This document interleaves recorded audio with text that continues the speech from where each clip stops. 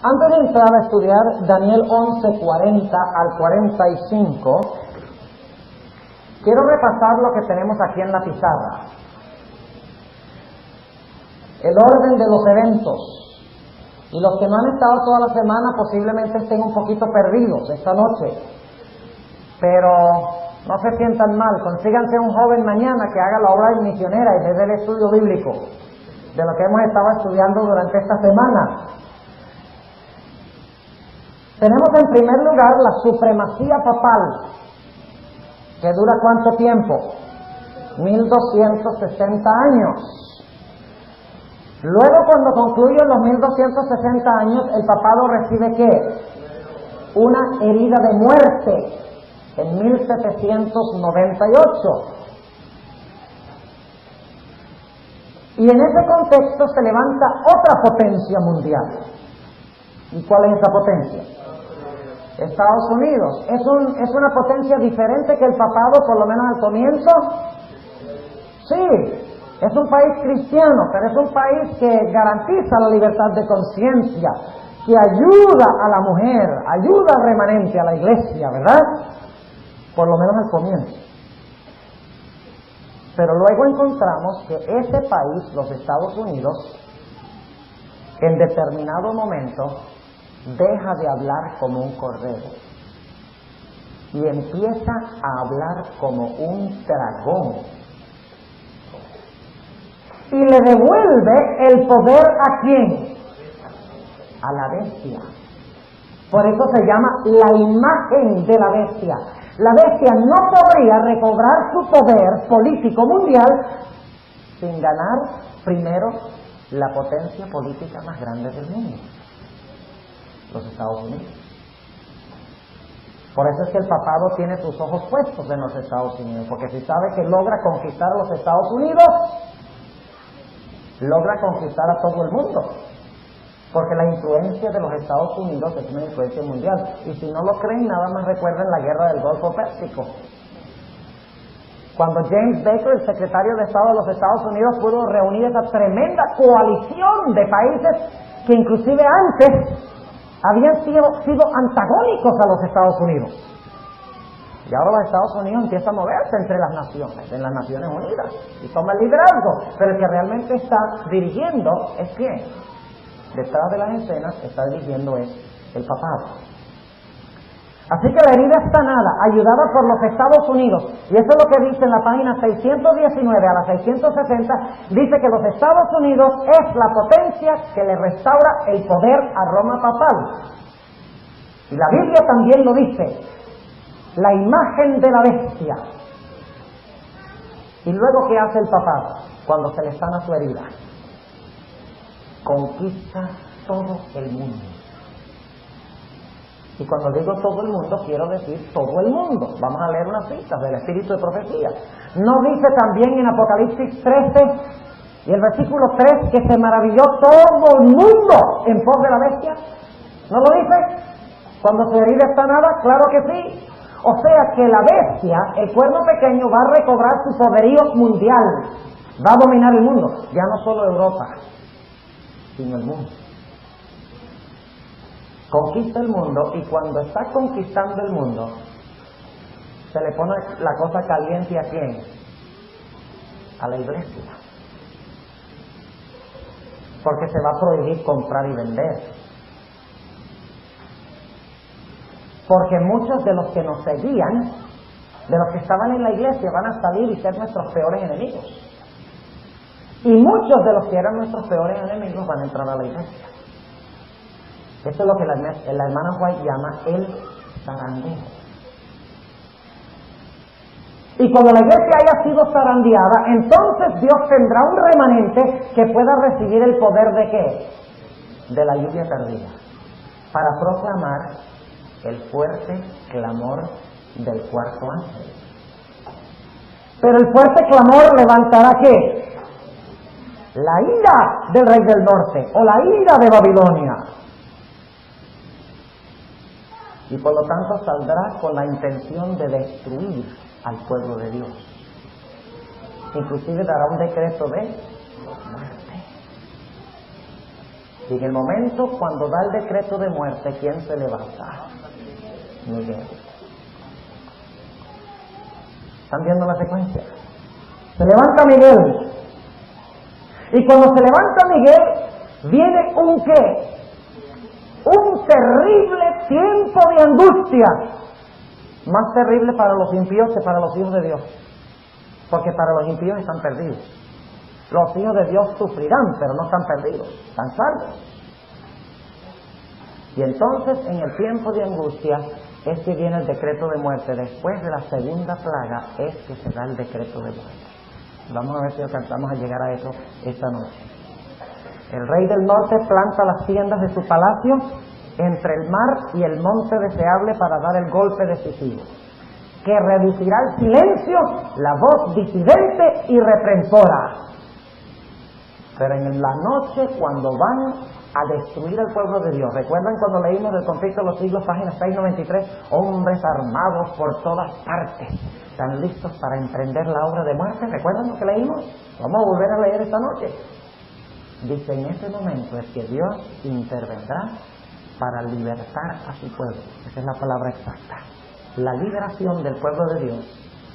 ¿Y qué pasará con el rey del norte? ¿Qué pasará con Babilonia, que quería destruir al pueblo de Dios?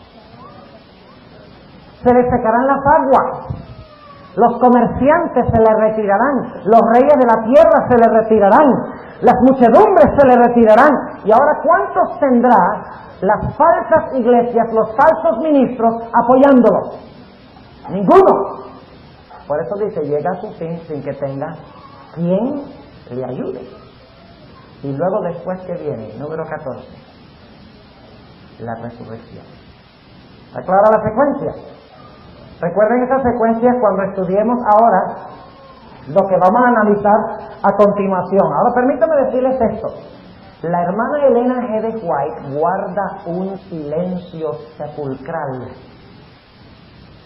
en cuanto a Daniel 11, 40 al 45. Aparentemente. Al igual que guarda un silencio sepulcral en cuanto a la sexta plaga. Usted lee el conflicto de los siglos, usted no encuentra que la hermana White cita ni una vez Apocalipsis 16, 12 al 16.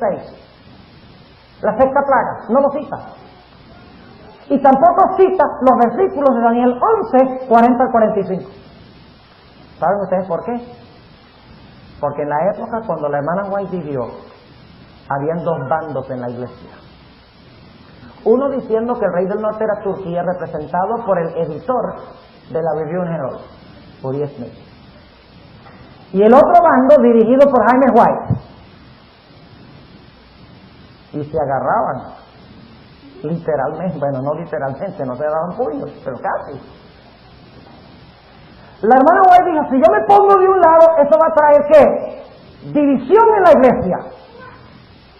Así que yo describo esto igual, pero no cito los versículos, pero la gente que estudie sabrá qué es lo que estoy hablando. ¿Recuerdan el secamiento de Éufrates? Donde ella dice que las muchedumbres que antes habían apoyado a los pastores, ¿ahora qué hacen? Le quitan su apoyo. Ese es el secamiento de Éufrates. Lo que pasa es que ella no dice eso. Pero lo sabemos por la secuencia que se encuentra allí. ¿Entiende lo que estamos diciendo? Así que la hermana White no nos puede ayudar en el sentido de que cita versículos de Daniel 11, 40 al 45. Pero escuchen bien. Daniel 12, 1 al 3 los cita a diestra y a siniestra. Ahora, es una ventaja grande. Porque si ella cita Daniel 12, 1 al 3 y sabemos cuándo es eso, no será muy difícil determinar cuándo es lo que viene inmediatamente antes. ¿Ok? Ahora, otra cosa que debemos tomar en cuenta es la estructura especial de Daniel 8 al 12.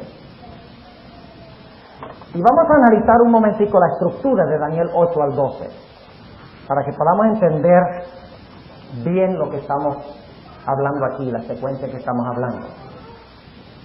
¿Cuál es el mensaje central de Daniel 8? Bueno, Dios tiene el control. ¿Y cómo es que Dios gana el control? Hasta 2300 días y el santuario será ¿qué? Purificado.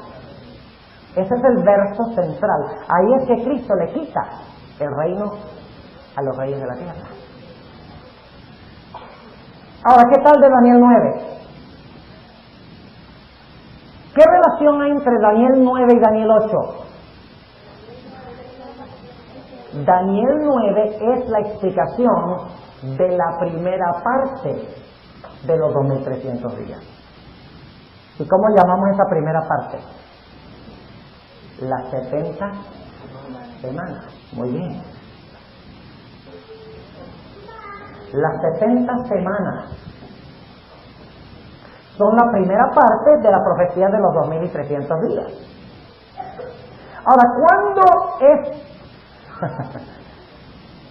El diablito sabe que esta noche vamos a hablar de su derrota final. Lo sabe. En Colombia, ¿saben? Estuve en enero en Colombia y prediqué sobre el hombre de pecado, según de Tesalonicenses 2. Y estábamos reunidos, escuchen bien cómo es allá, y ustedes han sido por lo menos cerca de eso. Estábamos reunidos en un patio debajo del cielo, y solamente en las orillas había techo, porque eran como pasillos, y entonces encima pasaban unas escaleras y se ponían sillas alrededor, pero la mayoría de las sillas estaban en el patio. Y empezó a llover torrencialmente, había sido lindísimo toda la semana, sol. Pero el viernes por la noche empezó a llover con truenos y con relámpagos terribles. Y ustedes pueden notar esto en la serie sobre el santuario. Esa serie sobre el santuario, ahí está la interrupción del tema. Estaba yo, llevaba como 6 o 7 minutos en el tema, cuando de repente se apagaron todas las luces. Y lógicamente con las luces el sistema de sonido. Imagínense ustedes estar hablando afuera a una muchedumbre de 2000 personas sin micrófono. Imposible. Y con truenos y relámpagos y el sonido de la lluvia. Y la gente sentada en el patio con sombrillas encima de la cabeza, escuchando la palabra de Dios. Bueno, yo le dije a los pastores, vamos a reunirnos y vamos a orar. Y de repente alguien en la congregación empezó a cantar: gran gozo hay en mi alma hoy. Y toda esa muchedumbre empezó a cantar, dirigida por esa persona. Reuní a los pastores. Estaba yo en un balcón ahí. La gente estaba sentada en la lluvia, pero yo estaba predicando debajo del techo. Y reuní a los pastores llorando. Lloré. Y el momento que yo dije, y Padre, aleja al enemigo y permite que vuelvan las luces. Cuando dije luz, prendieron las luces. Lo interesante es que se prendieron las luces solo de ese edificio, mientras que todas las luces de los demás edificios alrededor quedaron apagadas. Una respuesta directa a la oración. Así que el diablo no le gusta este mensaje. ¿No creen ustedes que si hay truenos y relámpagos y cosas así, se vayan a apagar las luces y eso? ¿No creen ustedes que eso es coincidencia? Mala conexión eléctrica. El diablo no le gusta que se hable de esas cosas. Él no quiere que desenmascaren su reino. Así que agárrense del asiento. Daniel el capítulo 8 habla de los 2300 días. Daniel 9 habla del comienzo de los 2300 días. ¿Y cuándo comienzan? En los días de Persia. Por eso Daniel 9 no menciona a Babilonia. Luego, en Daniel 10, dice Daniel en los primeros 2 versículos, dice, entendí la visión. Fíjense, en Daniel 8 no lo había entendido. El ángel viene y le explica en Daniel 9 que las 70 semanas son la primera parte de los 2300 días, y en el capítulo 10 empieza diciendo, entendí la visión. El maré, entendí la visión. Y luego el capítulo 10 describe algo muy interesante. Ustedes recuerdan que en Daniel 11 dice, de aquí en adelante, después de Darío, se levantarán ¿qué? 3 reyes en Persia. Y el cuarto acumulará riquezas, y empieza a hablar del cuarto rey. ¿Y el cuarto rey es quién? Artajerjes. Lo estudiamos esta mañana. Es Artajerjes. O sea que los primeros 3 reyes se usan solamente para darnos una fecha, un marco, donde podemos saber en cuanto al 4.º rey, porque bajo el 4.º rey fue que se dio ¿qué cosa? El decreto. Pero Daniel sabía que el cautiverio iba a durar solo 70 años.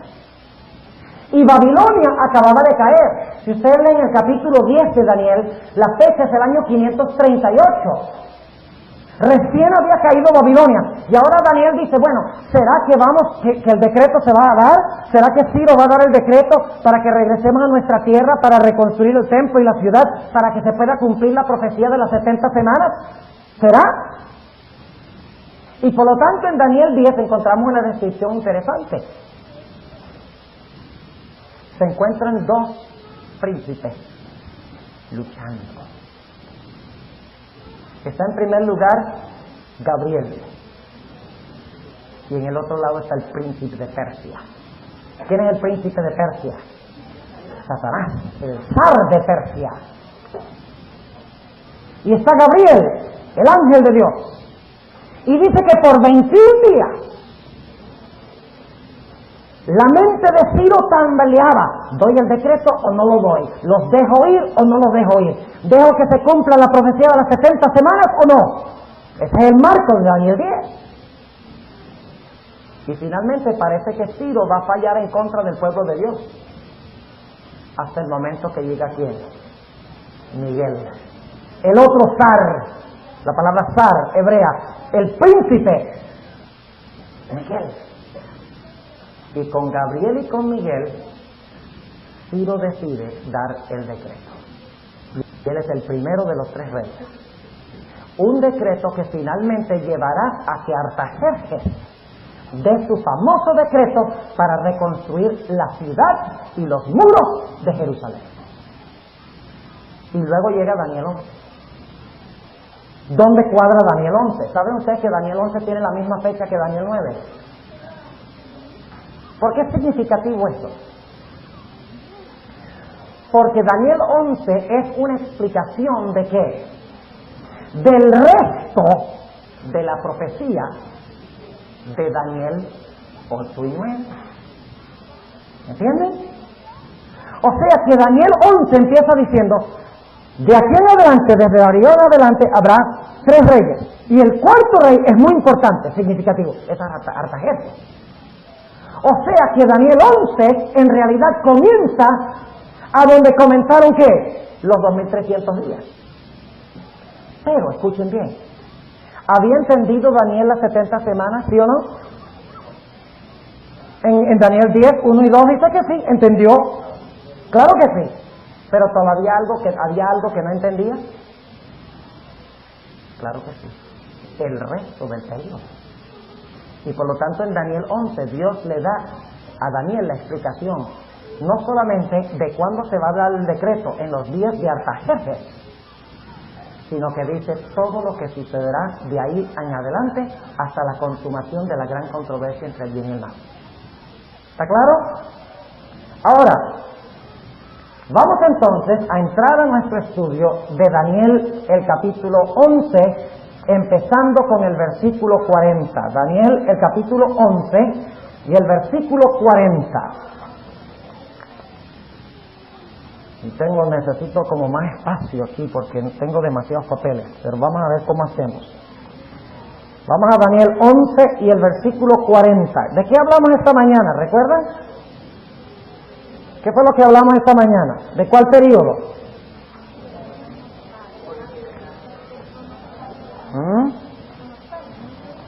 Hablamos del periodo de los 1260 años.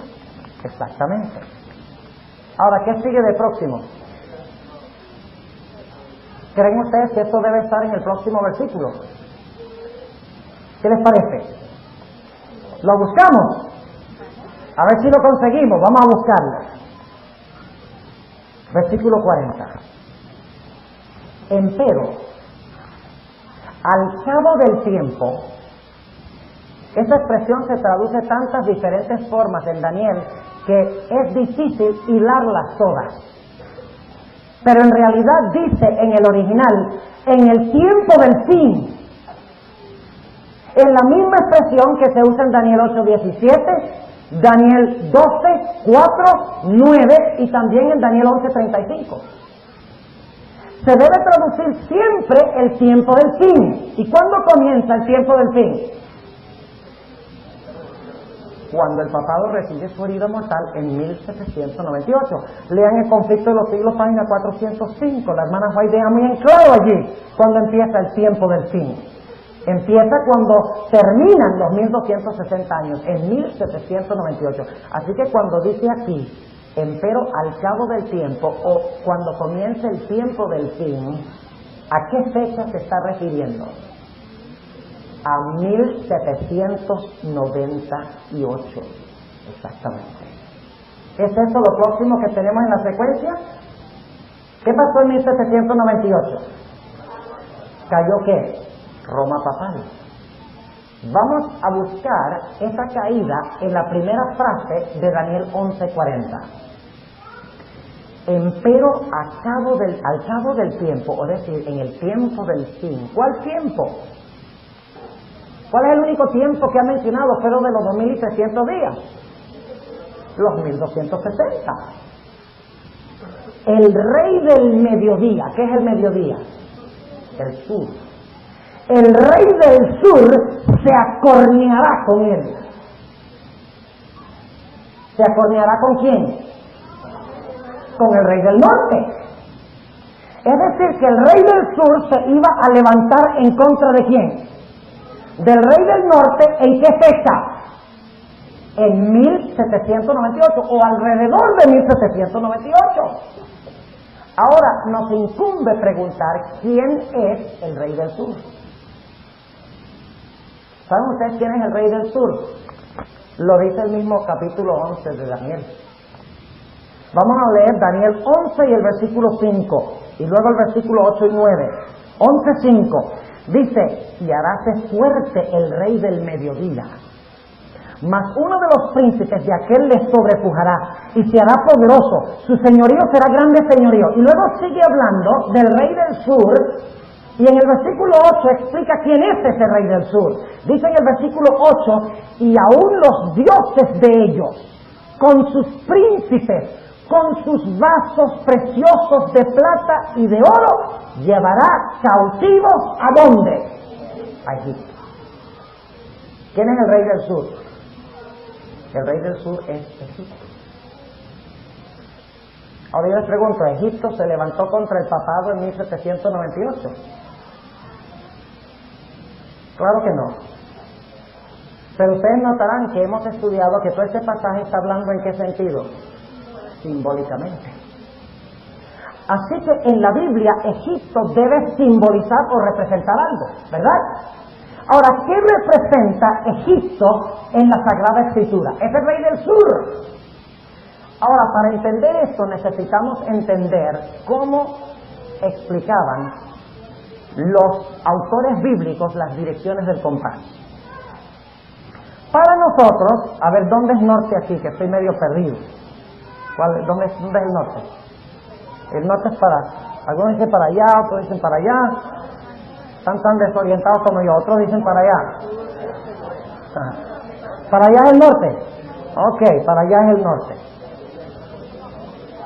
Ve, nosotros hoy en día decimos, norte es derecho hacia adelante, sur es derecho hacia atrás, oriente es derecho hacia la mano derecha y occidente hacia la mano izquierda, pero no así en los tiempos bíblicos, y técnicamente, científicamente no es así tampoco. Porque en realidad norte es para arriba y sur es para abajo, y oriente es a la derecha y occidente a la izquierda. ¿Científicamente es correcto eso? ¿Sí o no? Ahora yo quiero preguntarles, ¿cuáles son las direcciones positivas del compás? ¿Cuáles son las direcciones del compás que pertenecen a Dios según la Biblia? 2. Y necesitamos otra pizarra. Vamos a ponerlo aquí. Aquí está el universo. El norte es arriba, el sur es abajo, el oriente es a la derecha y el occidente a la izquierda. ¿Cuáles son las direcciones del compás que pertenecen a Dios? El norte y el oriente. ¿Y cuáles son las direcciones del compás que pertenecen a Satanás? Al mal, el occidente y el sur. Y les voy a explicar por qué. Dios es Dios de luz y Satanás es el príncipe de tinieblas. ¿Dónde se levanta el sol? En el oriente. ¿Dónde alcanza su apogeo? En el norte. ¿Dónde se oculta? En el occidente. ¿Y dónde alcanza su más profunda intensidad? En el sur, donde está abajo. ¿Entiendes? Aún cuando hablamos de los cuadrantes en la matemática, ¿cuáles son los cuadrantes positivos? Esos dos. ¿Y cuáles son los cuadrantes negativos? Esos dos. ¿Entiendes? El sol se levanta en el oriente, alcanza su apogeo en el norte, pero se oculta en el occidente y alcanza su mayor intensidad en el sur. O sea, el sur es el lugar a donde habitan las tinieblas. El lugar donde no se encuentra Dios. ¿Están entendiendo lo que estamos diciendo? Ahora, el rey del sur es Egipto. ¿Cuál era el espíritu primordial de Egipto?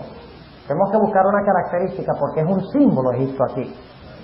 Y si ustedes miran el mapa van a encontrar que Egipto era el país que quedaba al sur de la Tierra Santa. ¿Lo ven allí? Quedaba al sur. Ahora, ¿qué representa Egipto en la Sagrada Escritura? ¿Ah?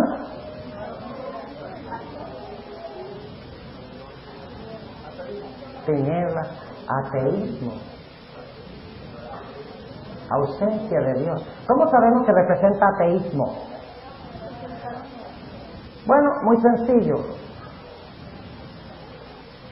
Vamos a Apocalipsis 11. Vamos a Apocalipsis, el capítulo 11. Y vamos a notar el testimonio que nos tiene ese capítulo. Y ese capítulo está hablando de la ¿qué? Está hablando de la Revolución Francesa. Escuchen bien. Apocalipsis 11 está hablando de ¿qué? De la Revolución Francesa. ¿Y cómo se le denomina a Francia en Apocalipsis 11? Noten el capítulo 11 y el versículo 8, hablando de los dos testigos. Y ojalá tuviéramos tiempo de hacer un estudio total de Apocalipsis 11. Tengo un estudio total en la serie sobre el nuevo orden mundial, sobre Apocalipsis 11. Dice, y cuando ellos hubieran acabado de dar su testimonio, es decir, cuando los dos testigos, el Antiguo y el Nuevo Testamento, la bestia que sube del abismo hará guerra contra ellos y los vencerá y los matará. O sea que se iba a levantar un poder que iba a matar a la Biblia. Y sigue diciendo en el versículo 8 cómo se llamaba ese poder. Y sus cuerpos serán echados en las plazas de la grande ciudad que espiritualmente es llamada Sodoma y Egipto. Entonces yo pregunto, ¿qué representa Egipto? Francia. ¿Y cuál era la característica primordial de Egipto? Vamos a Éxodo 5:2.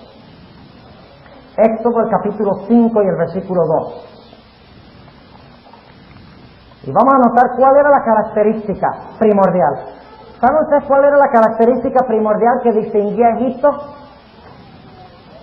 Rehusaba reconocer ¿qué? La existencia del verdadero Dios. ¿Sí o no? Vamos a leerlo en Éxodo 5:2. Cuando Moisés dice, deja salir al pueblo, Faraón respondió: ¿quién es Jehová para que yo oiga su voz y deje ir a Israel? Yo no conozco a Jehová, ni tampoco dejaré ir a Israel. ¿Qué pasó en Francia en 1793 hasta 1797? La Revolución Francesa. ¿Y qué hicieron en la Revolución Francesa con la Biblia? Con los dos testigos. La quemaron. Procuraron desaparecerla del planeta Tierra, como dice en Apocalipsis en capítulo 11. Y junto con eso, ¿a quiénes mataron? A los sacerdotes, a los dirigentes religiosos, a la nobleza que se había mezclado con el papado. Las muchedumbres se levantaron para aniquilar a la Iglesia católica, apostólica, romana. Es católica y romana, pero no es apostólica, como vimos esta mañana. Si fuera apostólica, enseñaría y actuaría como los apóstoles, y hace exactamente lo contrario. Ahora, fíjense, les voy a leer un par de citas de historiadores que vivieron en la época de la Revolución Francesa,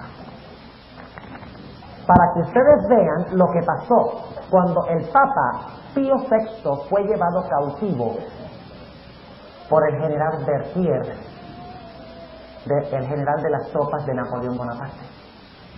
¿Saben ustedes que era la intención aniquilar de una vez por todas el papado?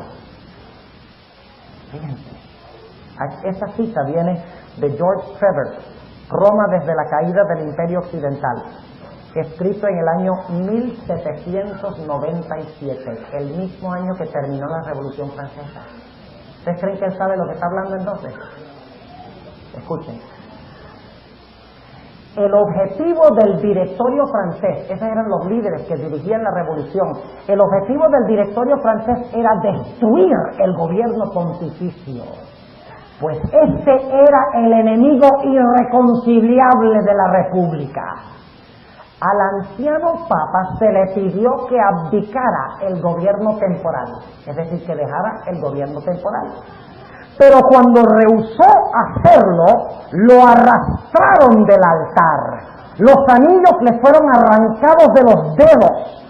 Y finalmente, después de declarar que su poder temporal había sido abolido, los vencedores llevaron al Papa cautivo a Tuscany, de donde nunca regresó. Las posesiones temporales del clero y de los monjes fueron declarados propiedad nacional, y los dueños previos fueron echados en la cárcel. El papado se había extinguido. Eso es lo que él cree. El papado se había extinguido. No quedaba ni un vestigio de su existencia. Y ninguno de los poderes católicos romanos levantó un solo dedo para defenderlo. La ciudad eterna ya no tenía príncipe ni pontífice. Su obispo estaba cautivo, moribundo en tierras extranjeras, y ya se había dado el decreto de que no se permitiría que un sucesor ocupara su lugar. En el tiempo del fin, el rey del sur se acorneará con el rey del norte. Otra cita. Esta cita la encontramos en el libro de Juan Adolfo. La historia de Francia, tomo 2, página 364 a la 69. Escuchen los eventos. Yo sé que ustedes han oído que Berthier tomó prisionero al Papa, pero tal vez no sabían cómo había pasado. Fíjense, dice: Berthier avanzó a la ciudad y se posesionó de todas las puertas de Roma. Dio 4 horas para que las tropas papales abandonaran el palacio. El Papa y todos sus cardenales, menos 3, fueron tomados prisioneros. Poco después de su entrada triunfal, se colocó el árbol de la libertad en el Capitolio y se hizo una declaración de que todo lo que antes había estado bajo el dominio del Papa, ahora constituiría una libre república bajo la protección del ejército francés. El insulto fue planeado Pues el Papa fue llevado cautivo el mismo aniversario de su ascensión al trono de San Pedro. Estaba celebrando un servicio especial en la Capilla Sistina y recibiendo felicitaciones de parte de sus cardenales. Haller, el comisario general del ejército francés, y Cervoni, comandante de las tropas francesas en la ciudad, abruptamente entraron y le anunciaron que su autoridad había concluido. Todo su territorio le fue confiscado, los guardias suizos fueron despachados y en su lugar se colocó una guardia republicana. Fue llevado en cadena a varias ciudades de Italia y finalmente fue llevado a Valencia, Italia, a donde 18 meses más tarde murió. ¿Está claro? En el tiempo del fin, el rey del sur, Egipto, el ateísmo, Francia, que es representado por Egipto. ¿Ustedes entienden cómo es que es representado por Egipto? Porque Egipto, su característica primordial era que desafiar la existencia del Dios verdadero. Por esta razón en Apocalipsis 11 se le llama Francia, ¿qué cosa? Se le llama espiritualmente Egipto, no es literalmente, sino espiritualmente Egipto.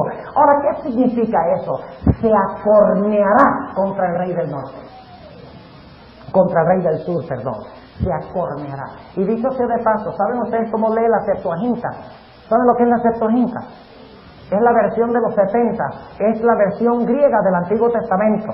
O sea que el Antiguo Testamento hebreo fue traducido al griego como unos 2 siglos antes de nacer Jesús. Se conoce como LXX, o la versión de los 70.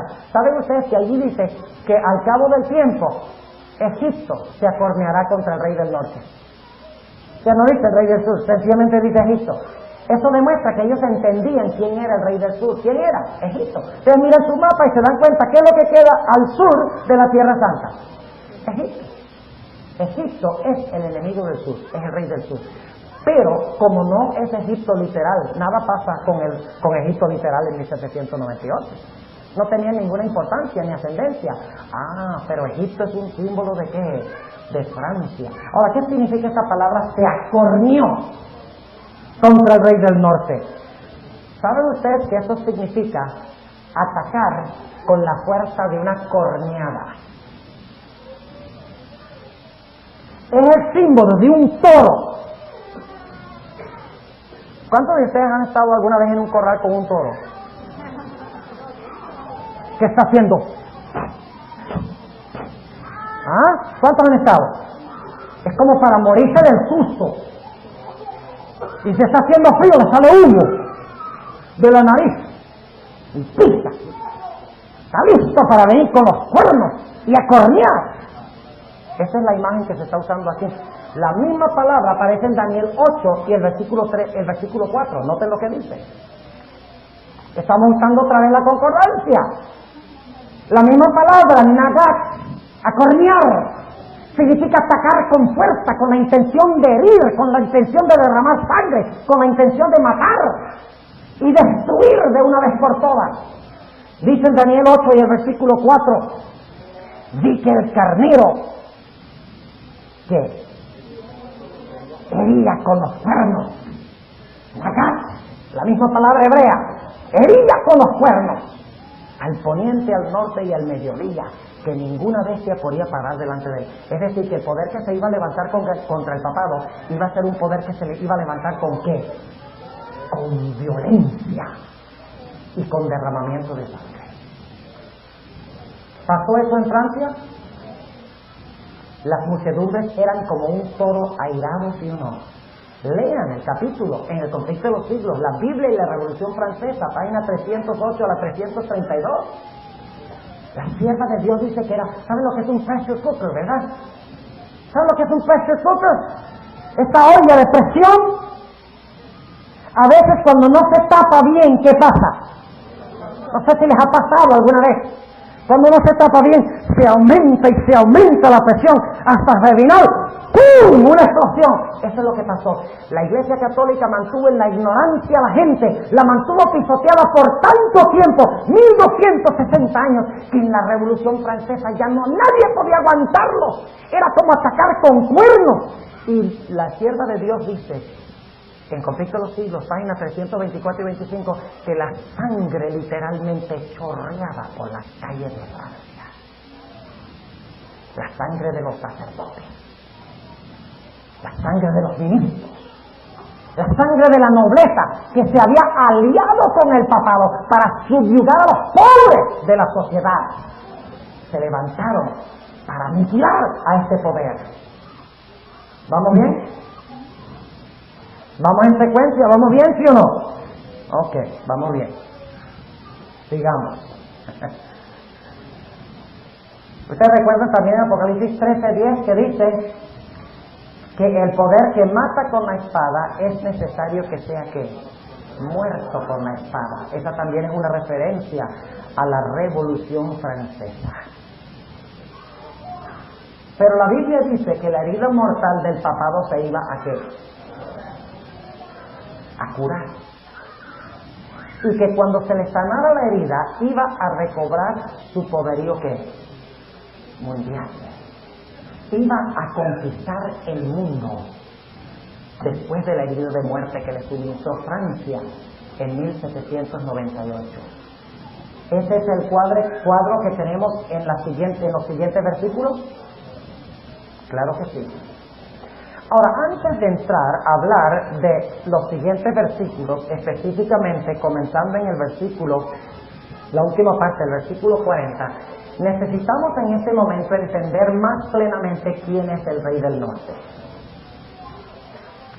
Algunos dicen el Rey del Norte es los Estados Unidos. No, ¿acaso no es el gran país del norte?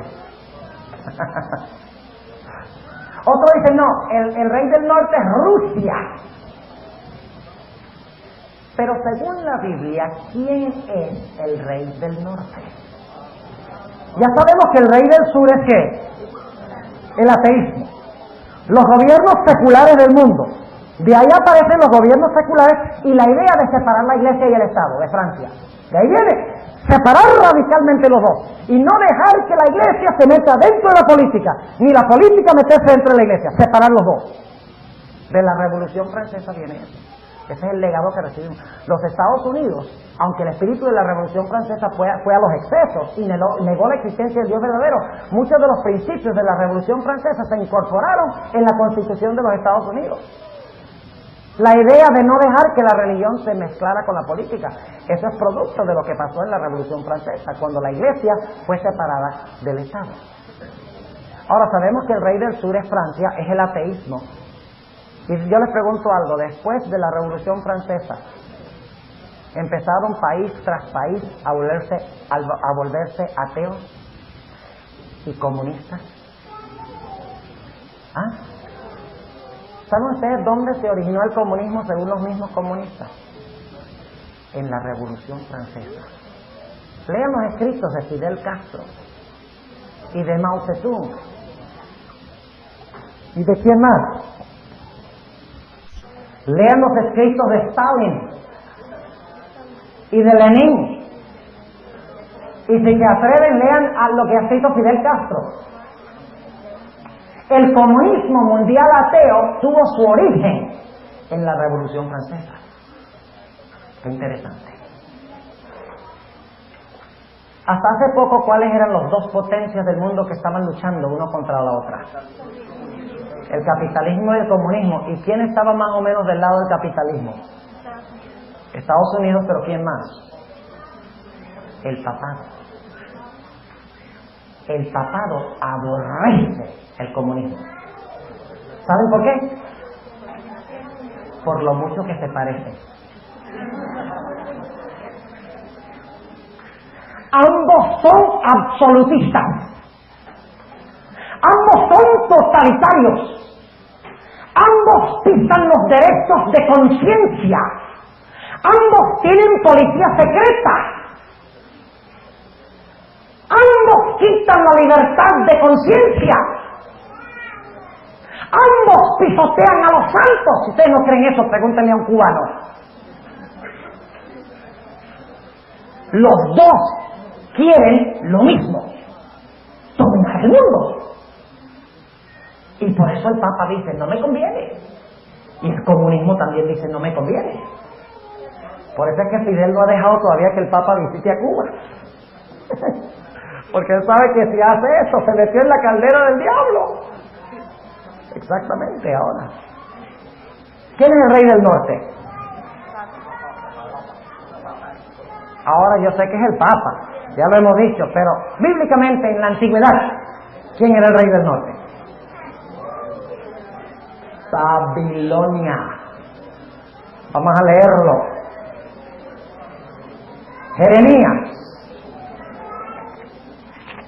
Jeremías el capítulo 46. Jeremías el capítulo 46.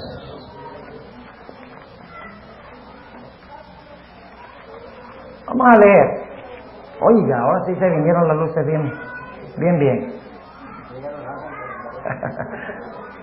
Jeremías el capítulo 46. Y vamos a leer empezando en el versículo 2.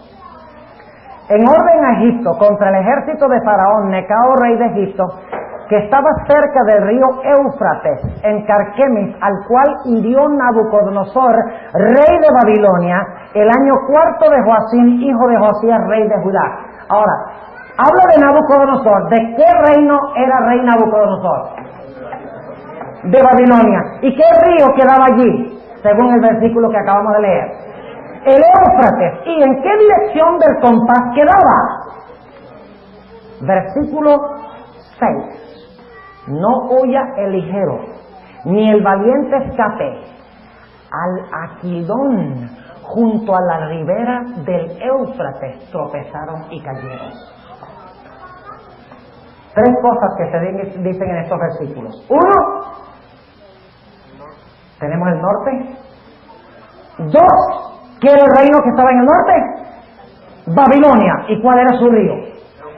El Éufrates. Ahora ustedes miran el mapa y dicen, pero pastor, un momentico. Babilonia queda al oriente de Israel, no al norte. Fíjense, aquí está Jerusalén y aquí está Babilonia, al oriente. ¿Cómo dice usted que está al norte? Por eso tenemos que entender la geografía bíblica. Babilonia, cuando invadía a esta región, nunca cruzaba aquí. Ya yo les hablé sobre eso, ¿verdad? Porque este es el tremendo desierto arábico. Nadie era suficientemente loco como para cruzar el desierto, tan grande y tan árido.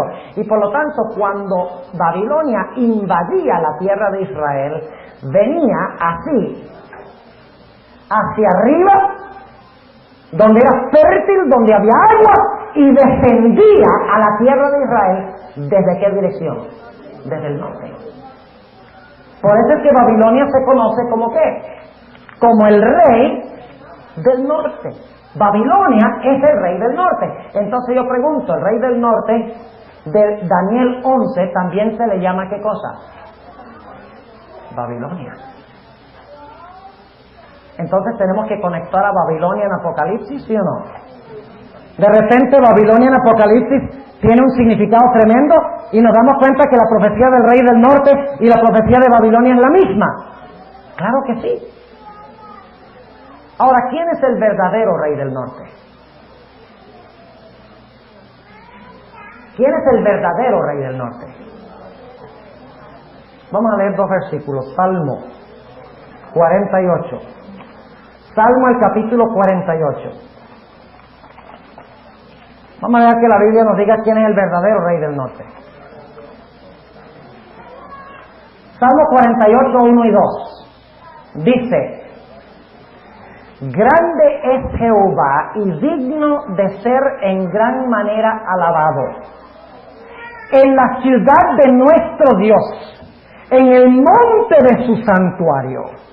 Hermosa provincia, el gozo de la tierra es el monte de Sión, a los lados del Aquilón, la ciudad del gran rey. ¿Quién es el verdadero rey del norte? Cristo. Pero ¿quién quiso ocupar el lugar de Cristo? Vamos a Isaías 14. Ustedes conocen el texto, ¿verdad? Isaías del capítulo 14. Isaías 14 y vamos a empezar leyendo en el versículo 12. Isaías 14 y el versículo 12. ¿Cómo caíste del cielo, oh lucero, hijo de la mañana? ¿De quién está hablando esto? De Lucifer. Cortado fuiste por tierra, tú que debilitabas las gentes. Tú que decías en tu corazón, subiré ¿a dónde? ¿Se acuerdan que dijimos que el norte queda dónde? Para arriba, ¿sí? Recuerden esto, es importante. El norte queda para arriba. ¿Cómo lo sabemos? Dice aquí Lucifer, subiré al cielo, en lo alto, junto a las estrellas de Dios, ensalzaré mi solio, y en el monte del testimonio me sentaré a los lados del aquilón. Entonces, ¿dónde es el aquilón o el norte, según la Biblia? Arriba. ¿Dónde habita quién? Dios. Pero dice aquí que Satanás quiso robar el puesto de quién? De Dios. Y por lo tanto, según las profecías, a pesar de que Dios es el rey del norte, Satanás ha usurpado la posición de Dios, y lo vimos esta mañana con el papado, ¿verdad? Le ha quitado la posición a Dios, y en Apocalipsis se le denomina ese sistema, ¿qué cosa? Babilonia. Y Babilonia llega a ser en la tierra, ¿qué cosa? El rey del norte. Pero es el falso rey del norte. No es el verdadero rey del norte. Recuerden eso. El verdadero rey del norte es Cristo, porque habita en el cielo, donde están las estrellas. El falso rey del norte es Satanás, quien contrató a Babilonia, que quedaba al norte de Israel, para implementar la falsa religión que se extendería por todo el mundo para engañar a los seres humanos. ¿Cuántos entienden lo que estamos diciendo? Muy importante lo que estamos diciendo, para lo que vamos a hablar después. Y podríamos hablar mucho tiempo nada más del norte, pero no tenemos tiempo de hablar más del norte. Yo creo que ustedes ya entienden qué es del norte, ¿verdad? Ahora, el rey del norte entonces es Babilonia. ¿Y Babilonia es el qué? El papado. ¿No se le llama la madre de las rameras? ¿Cómo llaman los católicos a su iglesia? La madre iglesia. O sea que la iglesia entonces es la madre y la esposa de Cristo a la misma vez. ¿Entiéndelo? Algunos no entendieron eso. ¿Entendieron eso? Si la iglesia es la madre y la iglesia es la esposa, entonces Cristo, su madre, es también su esposa. Y eso se llama incesto espiritual. Y es la característica de casi todas las religiones de misterio antiguas. Casi todas. Decían que el Dios, su esposa, también era su madre. ¡Qué blasfemia tan grande! Ahora volvamos a Daniel 11. ¿Vamos bien? ¿Estamos andando suficientemente despacio para que puedan seguir? Vamos a interpretar. Empero en el tiempo del fin, ¿qué fecha? 1798. El rey del sur, ¿que es quién? Egipto o Francia. ¿Por qué? ¿Por qué Egipto o Francia? Porque era un poder ateo. Exactamente. Se acorneará. ¿Qué significa la palabra corneará? Oh, se levantará como un toro, listo para cornearlo y destruirlo. Fue eso lo que hizo Francia con el papado, con la guillotina. ¿Sí? Pero ahora fíjense. ¿Cuál es la próxima etapa? La herida mortal sería ¿qué? Sanada. Y como resultado, todo el mundo sería ¿qué? Conquistado por el rey del norte, por el papado. ¿Está eso en los próximos versículos? Escuchen. Versículo 40. Empero al cabo del tiempo el rey del sur se acorneará con él. Y el rey del norte, ¿qué es qué cosa? El papado, ya lo vimos. Levantará contra él como qué? Como tempestad. El rey del norte levantaría contra quién como tempestad. Contra el ateísmo. Estamos viendo eso hoy en día. Ustedes recuerdan que yo mencioné ese artículo de Time, Holy Alliance. ¿Quién fue el que realmente causó la caída de Europa Oriental? ¿El pueblo? Sí. Pero el pueblo manejado ¿por quién? Por el papado. ¿Se está cumpliendo esto a pie de la letra entonces? ¿De que el papado se levantó contra el rey del sur como tempestad? Sí. Pero todavía no ha conquistado el mundo. Vamos paso por paso. Dice, el rey del norte levantará contra él como tempestad. ¿Qué indica esta palabra tempestad? ¿Qué es lo que trae una tempestad?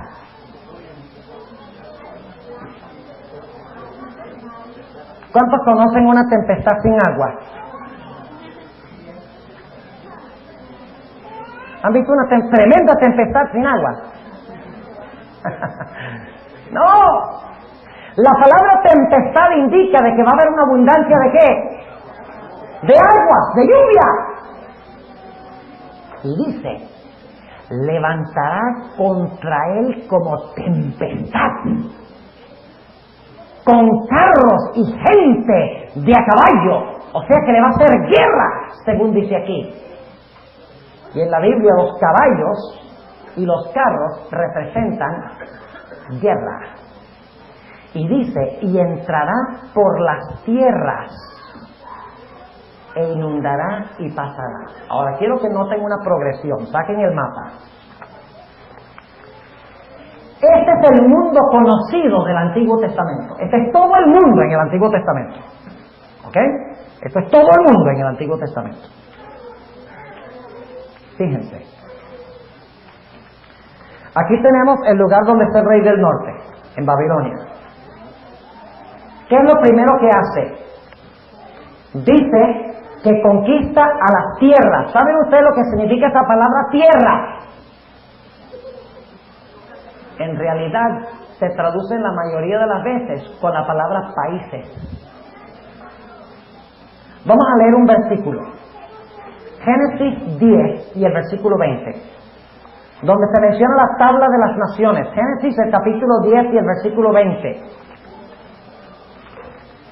La palabra países. Génesis 10 y el versículo 20. Estos son los hijos de Cam, por sus familias, por sus lenguas, en sus tierras, en sus ¿qué? En sus naciones. Esa es la palabra. O sea que Babilonia, según dice aquí, lo primero que iba a hacer, fíjense, ¿qué es lo que está haciendo? Está avanzando ¿hacia dónde? Hacia el norte. ¿Y cuáles son los primeros países que aparecen conquistando? Está Siria, está Asiria y está Siria. Son los primeros, las tierras lejanas a Israel. Quiero que capten la geografía de lo que estamos hablando. Otra vez al capítulo 11 de Daniel. Dice que se mete a las tierras contra él como tempestad, con carros y gente de caballo y muchos navíos. ¿Qué representan los navíos?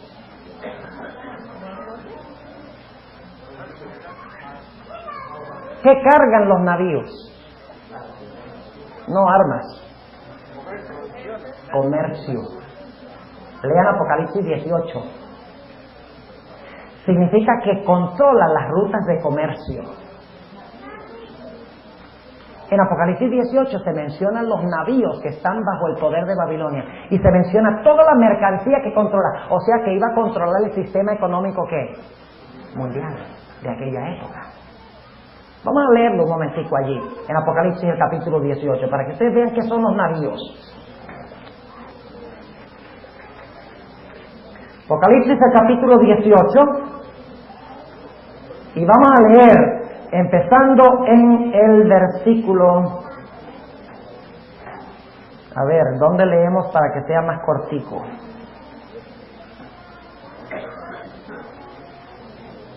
Vamos a empezar el versículo 11. Y los mercaderes de la tierra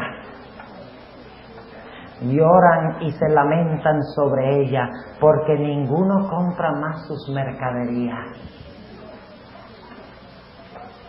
O sea que la van a abandonar ¿quiénes también? Los comerciantes. ¿Controla la Iglesia Católica el comercio mundial? Claro que sí. ¿Y cuáles son las mercaderías? Oro, plata, piedras preciosas, margaritas, y empieza a mencionar toda clase de cosas. ¿Y cómo termina la lista? Noten el versículo 13, dice que también trafica ¿en qué cosa? En almas de hombres. Trafica en almas de hombres. Volvamos a Daniel 11. Y hay muchos textos que estoy pasando por alto, pero quiero que capten el cuadro, o sea, la idea. Porque según la sierva de Dios, después que recibe su herida mortal, su herida es sanada. ¿Y cuánto del mundo se maravilla en pos de la bestia? ¿Cuánto logra conquistar la bestia? Todo el mundo. Y ese es el cuadro aquí. Ya van a darse cuenta. Primero conquista los países lejanos a Israel, a Siria y Siria. Pero luego, como una plaga, empieza a inundar el resto del mundo conocido. Vamos a leerlo. Dice en el versículo 40, la última parte, dice: con carros y gente de a caballo y muchos navíos, es decir, controla el comercio, y entrará por las tierras, ahí está, por los países, es la palabra, literalmente, entrará por los países e inundará y pasará. ¿Qué necesitan ustedes para que haya inundación? Agua. ¿Y cuáles son las aguas de Babilonia que viene del norte? A ver, pueblo, ¿cómo se llama el río de Babilonia? Esta es Babilonia que está invadiendo desde el norte. Primero conquista estas naciones al norte, los países al norte. Y su invasión es como un ¿qué? Como un diluvio incontenible. Y como las aguas de Babilonia son el Éufrates, está hablando de la invasión de las aguas de ¿qué? De Éufrates. ¿Entienden lo que estamos diciendo? ¿Ya tenemos conexiones con Apocalipsis aquí? Definitivamente. Dice, inundará y sobrepujará. ¿Y saben ustedes lo que representa la inundación? La inundación representa, como ustedes verán en el sermón de mañana, mañana les voy a relatar una historia del Antiguo Testamento que ilustra todo lo que hemos estudiado esta semana. La historia de la invasión de Jerusalén por parte de Sennacherib.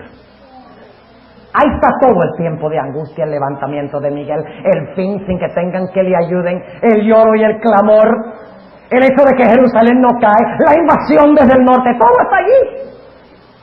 Es una explicación de la profecía de Daniel 11. Porque también a Asiria en un tiempo se le llamaba el rey del norte, porque también venía de la misma dirección del compás. Pero cuando cayó Asiria, Babilonia llegó a ser el rey del norte. ¿Están entendiendo?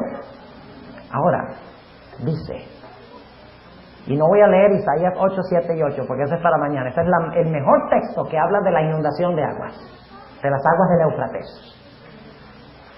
Y dice en el versículo 41, y vendrá a la tierra deseable. ¡Qué interesante! ¿A dónde va el rey del norte ahora en el mapa? ¿Dónde es la tierra deseable? Bueno, la tierra deseable no es Jerusalén. Jerusalén queda en el monte deseable de la tierra deseable.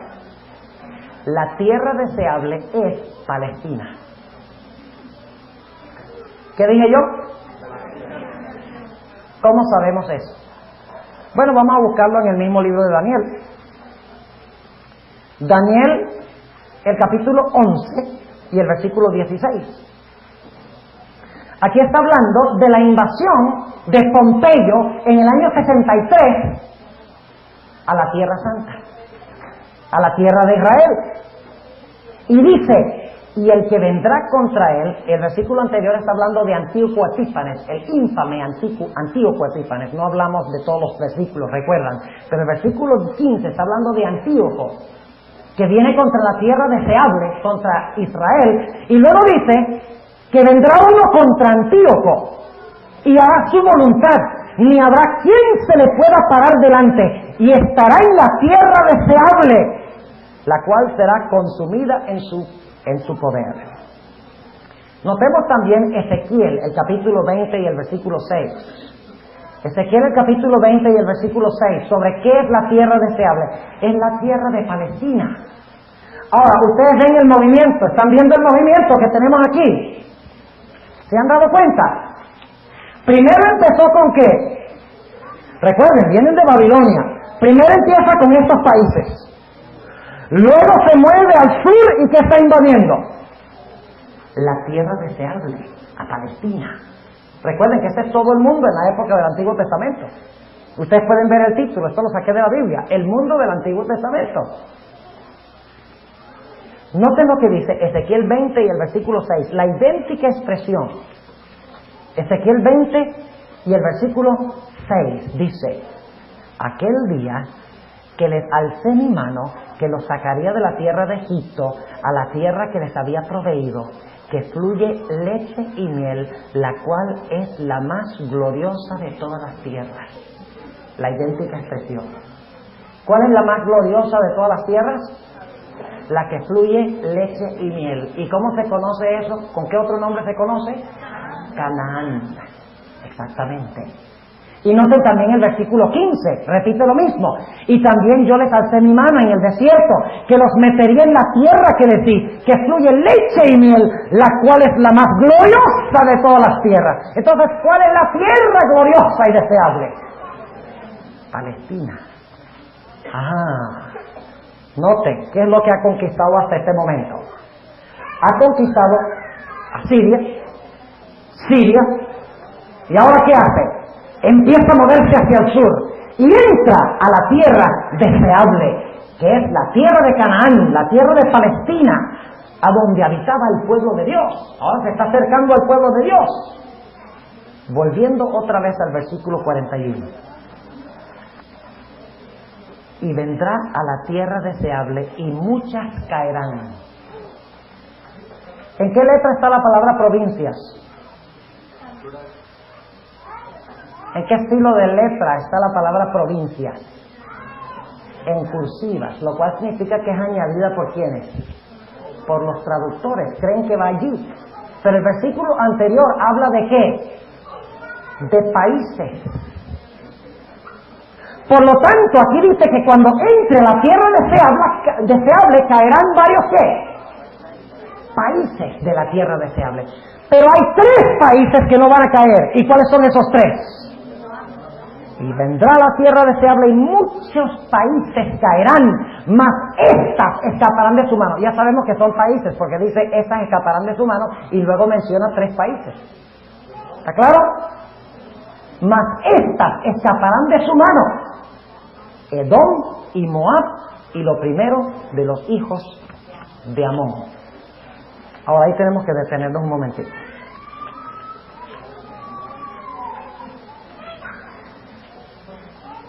¿Cuál es el siguiente punto cuando el rey del norte está conquistando el mundo? El zarandeo. Ahora quiero que noten aquí algo muy interesante. El versículo 41 menciona 2 clases de personas en la tierra deseable. ¿Dónde habitan? ¿Quiénes habitan en la tierra deseable? A ver, ¿quiénes habitan en la tierra deseable? El pueblo de Dios. Y en la tierra deseable hay 2 clases de países o de personas. Cuando el rey del norte invade, cuando el papago invade, en primer lugar están los que caen en sus manos. Pero hay otro grupo. ¿Quiénes son?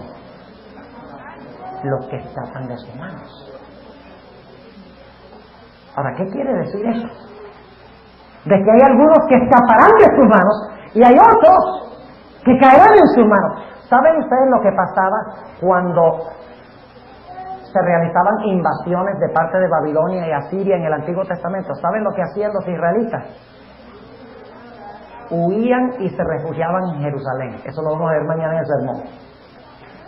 ¿Por qué escaparon Edom, Moab y los primeros de los hijos de Amón? ¿Quiénes eran ellos? Empecemos por eso. ¿Quiénes son Amón, Moab? ¿Y Esaú era qué en relación con Jacob? Hermano de Jacob. Ahora, ¿por qué es importante eso? ¿Quiénes escaparon de las manos del rey del norte? Los que eran en verdad, ¿qué cosa?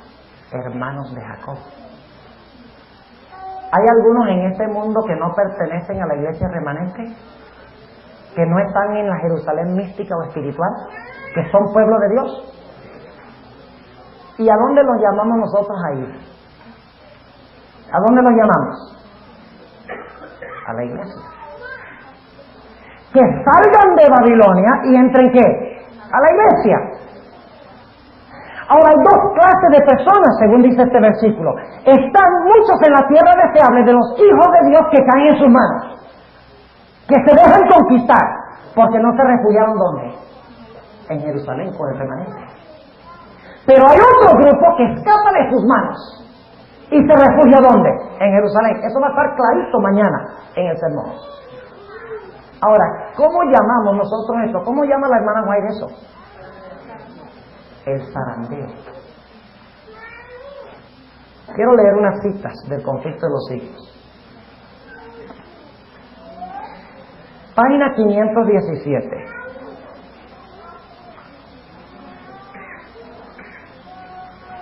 Página 517. A pesar del decaimiento general de la fe y de la piedad, hay en esas iglesias verdaderos discípulos de Cristo. ¿Cuáles iglesias? ¿Y esos son nuestros hermanos, sí o no? Aunque no pertenecen al remanente, claro que sí. Y dice aquí, antes que los juicios de Dios caigan finalmente sobre la tierra, habrá entre el pueblo del Señor un avivamiento de la piedad primitiva, cual no se ha visto nunca desde los días apostólicos. El Espíritu y el poder de Dios serán derramados sobre sus hijos. Entonces, ahora escuchen cuál es el resultado. Entonces muchos se separarán de esas iglesias en las cuales el amor de este mundo ha suplantado al amor de Dios y de su palabra. Muchos, tanto ministros como laicos, aceptarán gustosamente esas grandes verdades que Dios ha hecho proclamar en este tiempo a fin de preparar un pueblo para la segunda venida del Señor. El enemigo de las almas desea impedir esta obra. Y antes que llegue el tiempo para que se produzca tal movimiento, tratará de evitarlo, introduciendo una falsa imitación. ¿Celebración? Food for thought. Falso reavivamiento del Espíritu Santo. ¿Qué dice aquí? Que muchos que están allá afuera en las iglesias, ¿qué van a hacer? Se van a refugiar en la iglesia remanente, ¿verdad? La hermana White dice que apóstatas se refugiarán en la iglesia. Tomo 6 de los testimonios para página 401. En el Conflicto de los Siglos 6:21 dice que católicos se refugiarán en la iglesia adventista. En el Conflicto de los Siglos 517 dice católicos y protestantes, ministros y laicos. En Evangelismo 578 y 79 dice, judíos poderosos en las Escrituras se unirán al remanente de Dios. ¿Entiende lo que quiere decir allí? Que estos escaparán de sus manos, hermanos sanguíneos de Jacob. Que cuando el rey del norte está invadiendo, ¿qué hacen? ¡Oh! Se refugian entre el pueblo de Dios, el pueblo remanente de Dios. Pero hay otro grupo. ¿Cuál es el otro grupo? A ver.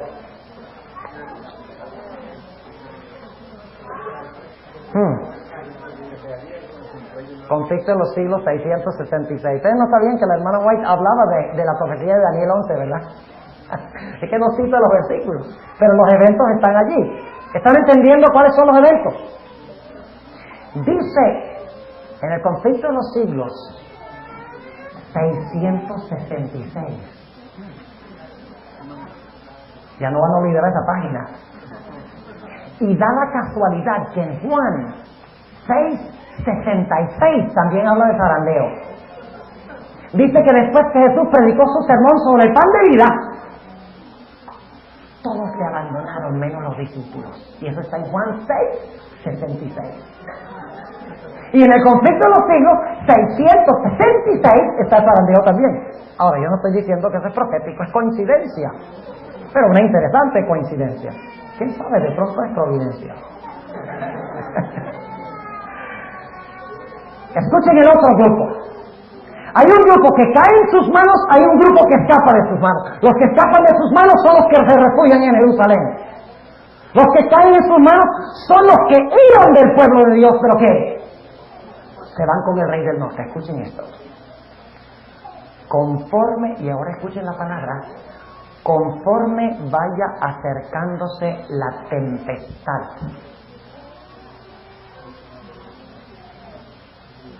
¿Qué pasa? Que no están reaccionando. ¿Dónde vimos esa palabra?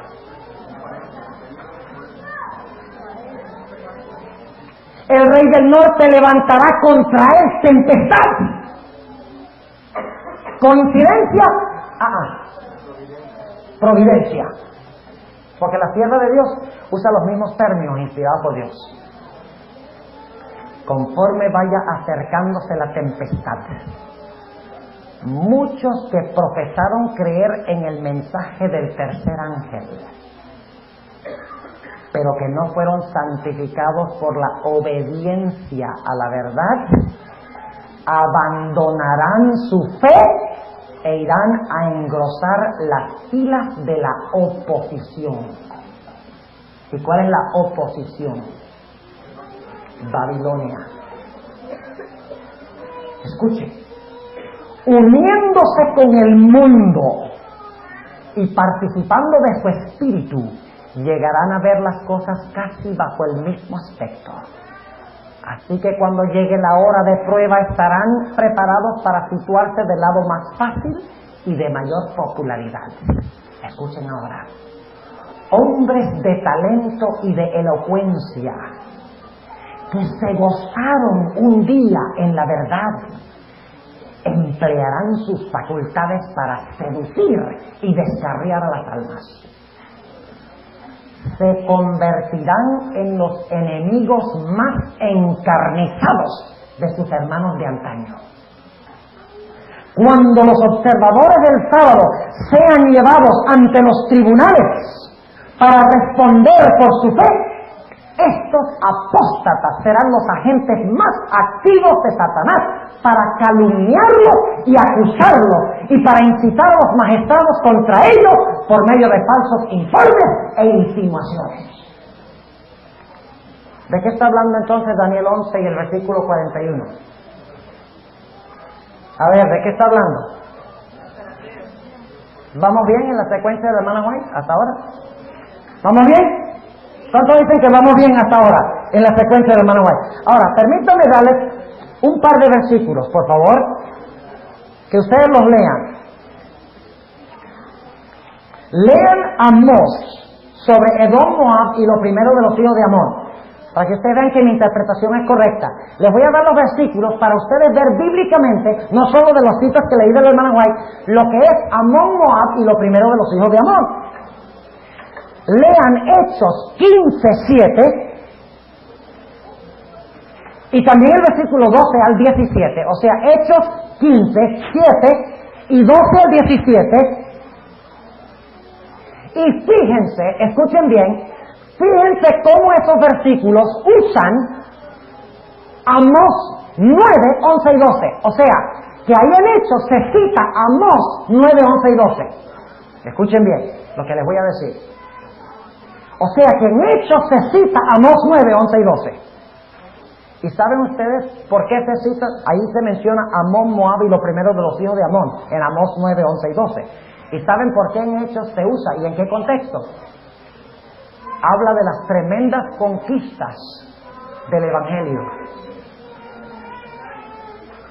Y dice que la iglesia conquistó a Amón, Moab y los primeros de los hijos de Amón por la predicación del Evangelio de los apóstoles.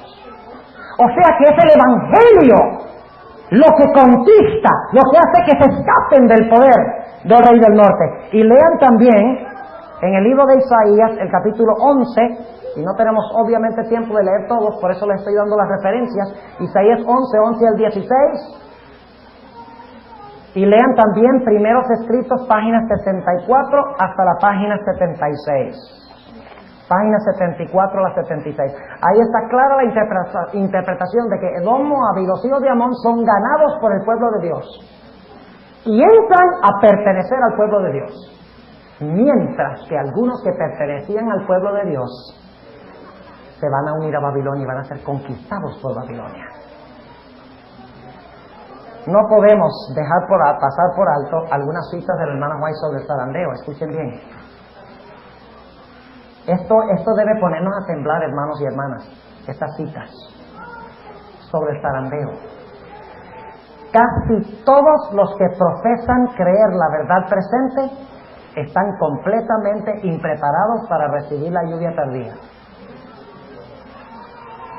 ¿Oyeron eso? Toma uno de los testimonios, página 466, está esa cita.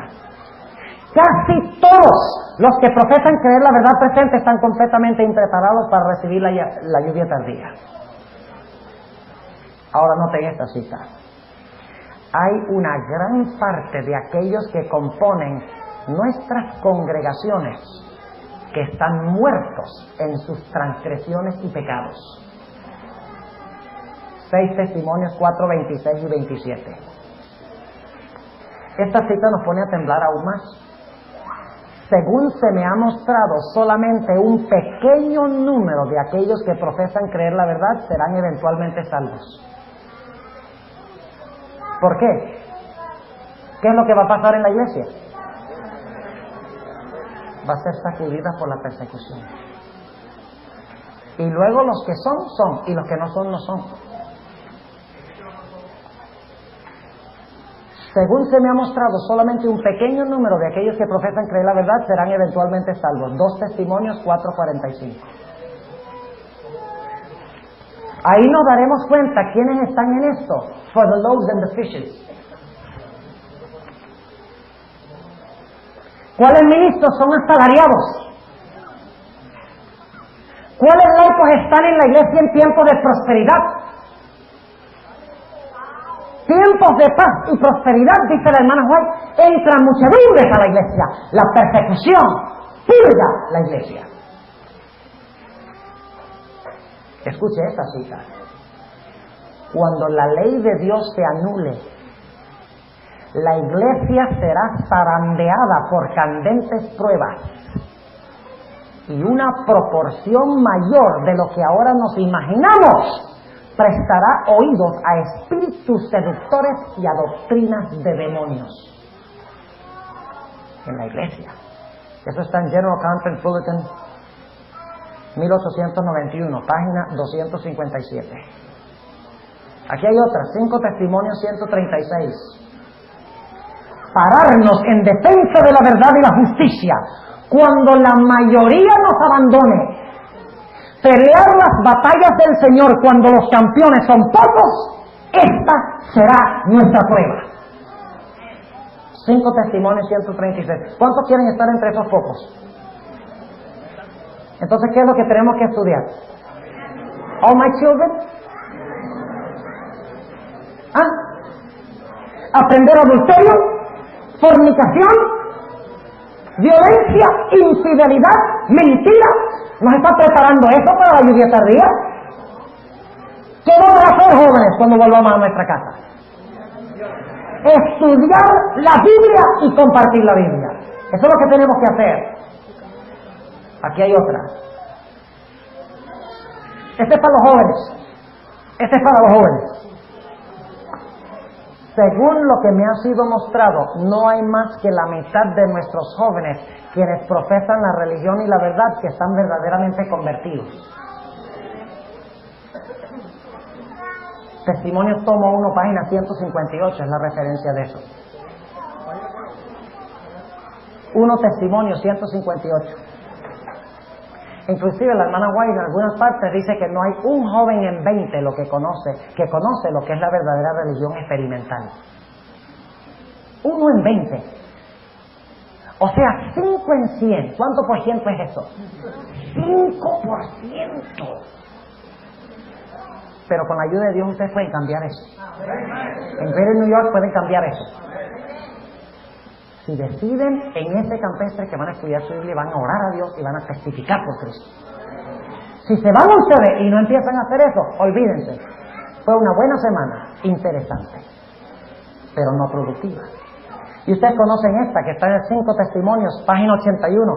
Cizaña como una nube será arrebatada y llevada por el viento, aún de lugares a donde vemos ahora en el suelo solamente rico trigo.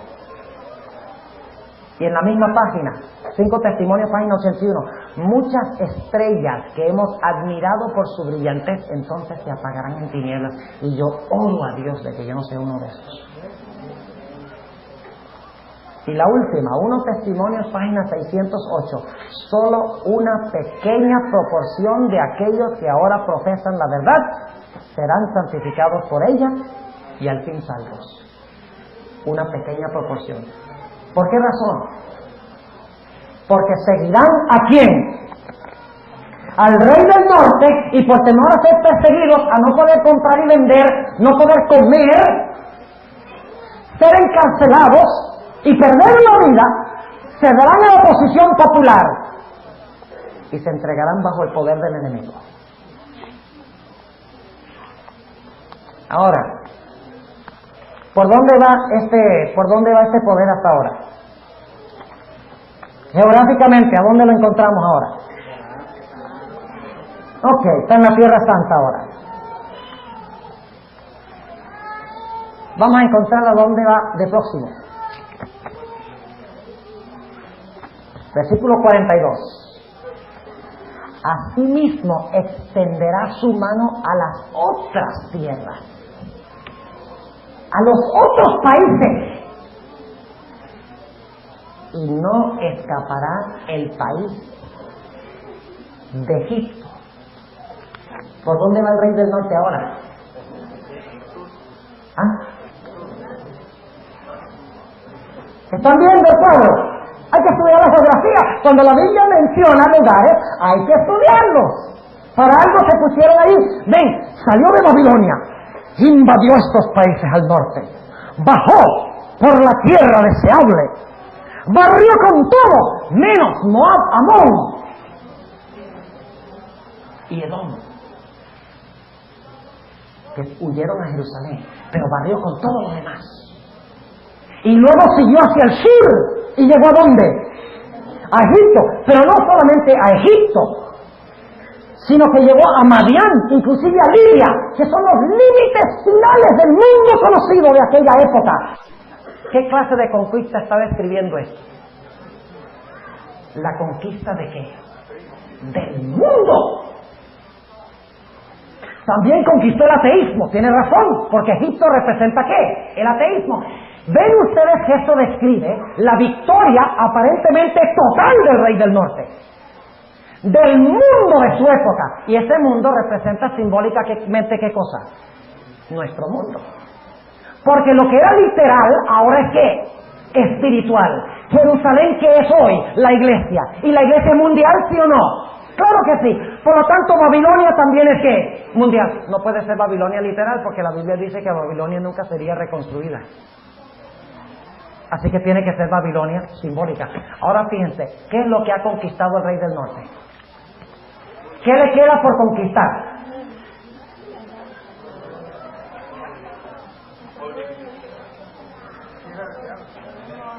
No la tierra deseable, el monte deseable. ¿Y quiénes están en el monte deseable? ¿Cuál es el próximo punto que tenemos en la pizarra después del zarandeo? ¿Creen ustedes que eso debe estar en el siguiente versículo? ¿Les parece? Ok, vamos a verlo. Tremendo esto. La sierva de Dios no cita los versículos, pero está siguiendo la secuencia de Daniel 11, no cabe duda. Dice en Daniel 11 y el versículo 44, ¿a dónde se encuentra el rey del norte antes del versículo 44? En el extremo sur. No solo al sur, sino al sur y al occidente. Libia queda al occidente de Egipto. Queda al sur y al occidente. Pero ahora de repente algo tremendo sucede. ¿Qué pasa? Versículo 44.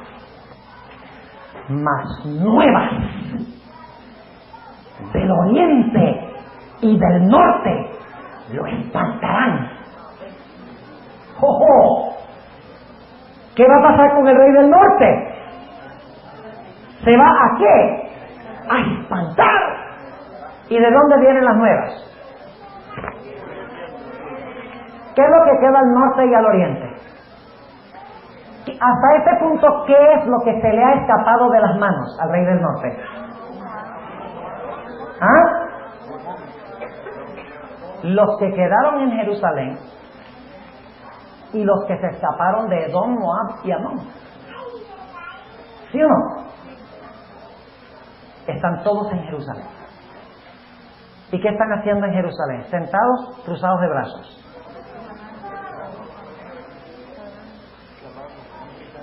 Silbando. ¿Qué están haciendo desde Jerusalén? Están dando, ¿qué cosa? El fuerte clamor. O sea que las nuevas que vienen del oriente y el norte es ¿qué cosa? El fuerte clamor que llama a la gente a salir de Babilonia y a recibir ¿qué cosa? El sello de Dios y resistir la marca de la bestia. Vamos a Apocalipsis 18. A ver de dónde viene el mensaje del fuerte clamor. ¿Cuáles son las direcciones del compás de Dios? A ver, ¿dónde? El norte y el oriente, muy bien. ¿De dónde esperamos que venga el fuerte clamor de que la gente salga de Babilonia? Del norte y el oriente. ¿Y para qué los llamamos a salir de Babilonia? ¿Para qué se le llama a la gente salir de Babilonia? Para que queden andando de aquí para allá, para todas partes, en el desierto, que no saben para dónde va. ¡No! Se llaman a salir de Babilonia y refugiarse ¿dónde? En Jerusalén, que es la iglesia. Y a instarlos a recibir ¿qué cosa? El sello de Dios. ¿Dónde están los sellados en Apocalipsis 14? En el monte de Sión, el monte deseable. ¿Y qué tienen en sus frentes? El nombre de su Padre en sus frentes. ¿Dónde se refugiaron entonces? En Sión, en Jerusalén se refugiaron. Y están invitando a la gente que únanse al ejército de Dios. El fuerte clamor. Las nuevas que vienen del norte y del oriente. Noten de dónde vienen las noticias de Apocalipsis 18. Después de estas cosas vi otro ángel descender del ¿qué? Del cielo. ¿De dónde entonces? Del norte. Teniendo grande potencia. Y la tierra fue alumbrado de su gloria. ¡Oh, yo anhelo ese día! ¿No anhelan ustedes ese día?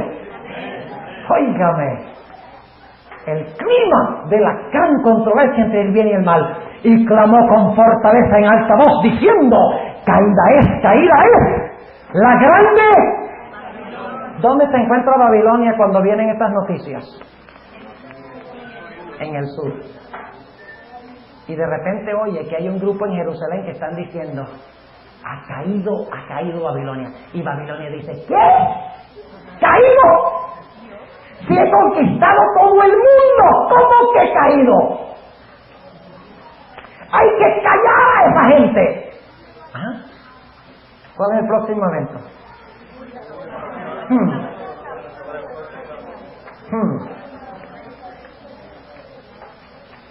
¿Creen que está ahí en Daniel 11 de próximo? ¿Les parece?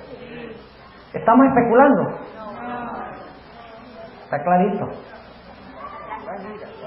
¿De dónde sacó la hermana White todas estas ideas? Oh, pues la viejita se lo imaginó, ¿verdad? Miren, si ustedes después de lo que hemos estudiado esta semana no creen que la hermana White es inspirada, yo no sé qué más puedo hacer. Francamente, no lo sé. Porque hemos vindicado la certeza del espíritu de profecía esta semana. Y la certeza de la Sagrada Escritura. Y la certeza de las profecías. Díganme ustedes, si Dios profetizó los 1260 días, ¿tienen control del futuro también? ¿O es que Dios va a perder la última batalla? No, no ha perdido ni una, ni tampoco perderá ni una. Por eso refúgiense en Jerusalén.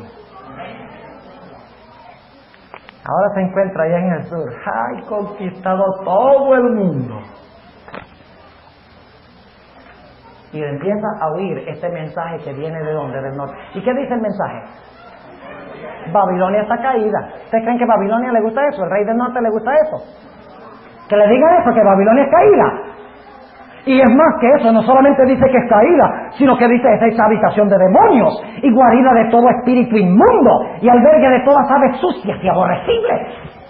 Porque todas, ahora escuchen, ¿ha conquistado el mundo, sí o no? Porque todas las gentes han bebido del vino, ¿del qué? Del furor de su fornicación. ¿Qué causa el vino? ¡Furor! ¿Furor contra quiénes? Contra los santos de Dios. Las falsas doctrinas causan furor. Especialmente porque cuando uno sabe la Biblia, causan furor porque ellos no pueden rebatir lo que se está diciendo. ¿Cuántos de ustedes han tratado de darle un estudio bíblico a un borracho? ¿Ah? Facilito, ¿no? Ahora es fácil venderle libros.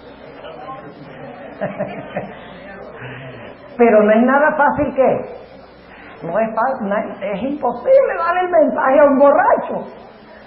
Ahora pueden ustedes entender por qué es tan difícil para un babilonio creer el mensaje adventista. Porque está borracho. Está borracho con el vino de la abominación de Babilonia. ¿Y cuál es la abominación? ¿Cuál es el vino de la abominación? Tiene la copa llena de abominaciones. ¿Qué son las abominaciones? Ya lo estudiamos el domingo. La idea de que el infierno arde para siempre. La idea de que no importa que coman carne de puerco. La idea de que podemos adorar ídolos. ¿Qué más? La fornicación con los reyes de la tierra. La idea de que los muertos todos saben. Los vivos saben que han de morir, mas los muertos todos saben. Eso es lo que dice Babilonia.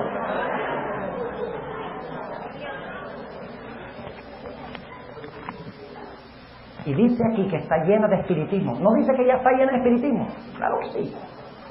Porque todas las gentes han bebido del furor del vino del furor de su fornicación. Y los reyes de la tierra, ¿qué han hecho? Han fornicado con ella. ¿Y quién es más? A ver. ¿Esto está en Daniel 11, sí o no? ¡Oh! Y los mercaderes de la tierra, los navíos, ¿recuerdan? Los mercaderes de la tierra se han enriquecido de la potencia de sus deleites. Y oí otra voz del cielo que decía: salid de ella, pueblo mío, porque no seáis participantes de sus pecados y que no recibáis de sus plagas. ¿De dónde viene el fuerte clamor? Del norte del cielo. ¿Pero de dónde viene el sello de Dios? Apocalipsis 7. ¿De dónde vienen las nuevas? ¿Del norte y de dónde más? Del norte y del oriente, ¿no? Pastor, usted no viene a sentarme todavía, ¿no? Oye, tengo que quemar los últimos cartuchos aquí. Ya se me va a acabar el tiempo y me voy a ir triste porque he gozado tanto esta semana. Tienen que darme un poquito de tiempo extra. ¿Me da un poquito extra? Porque mañana no vamos a tener mucho tiempo, mañana hay mucha actividad. Dicen que sí, pastor. Seguimos adelante. Si están aquí adentro, se portan bien.